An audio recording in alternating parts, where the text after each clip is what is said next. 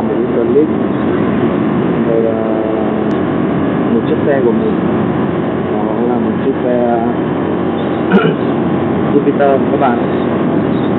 Mình mua từ năm 2018 đến giờ là giữa năm 2020 rồi, tức là mình mua được 2 năm rưỡi. Hôm nay mình đi làm Hà Nội.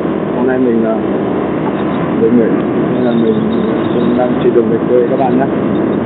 Đó, mình đang trên đường về quê nên là mình sẽ test cái tốc độ các bạn nhé. Mình sẽ đi max tốc độ xem là được bao nhiêu. Xe của mình mua được 2 năm rồi. Hôm nay mình muốn test cái tốc độ xem là max là bao nhiêu cho các bạn xem. Nên là một tí nữa mình đi một đoạn nữa là có một đoạn đường cao tốc, mình sẽ test tốc độ cho các bạn xem. Đi một đoạn mới tới. Giờ mình đang chở theo một người các bạn nhé. Tức là mình đang đi 2 người trên con xe máy của mình.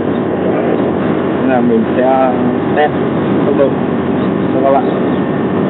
Nên là xe sau 2 năm thời gian sử dụng, 2 năm sử dụng xem là tốc độ nó đi được bao nhiêu. Ok các bạn theo dõi mình nhé. Ok các bạn nhé. Đến đoạn này đã đến đoạn cao tốc, mình sẽ test tốc độ cho các bạn xem. Ok. Mà nó cái kiểu rung quá nên là không biết các bạn có xem được.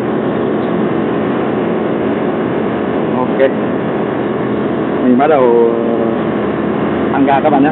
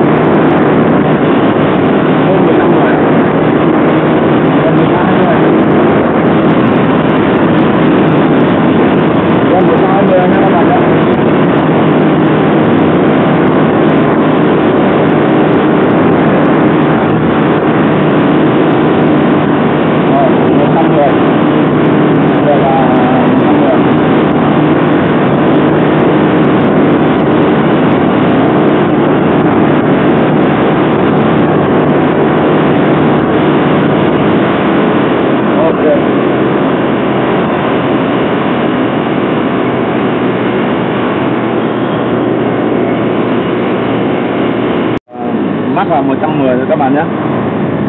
Mình vừa test cho các bạn xem. Xe thời gian mua 2 năm. Mua từ đầu năm 2018 tính giờ giữa của năm 2020 rồi, tức là 2 năm rưỡi. Còn với lúc mới mua về thì mình không có test tốc độ, không biết là tốc độ lúc đấy là bao nhiêu.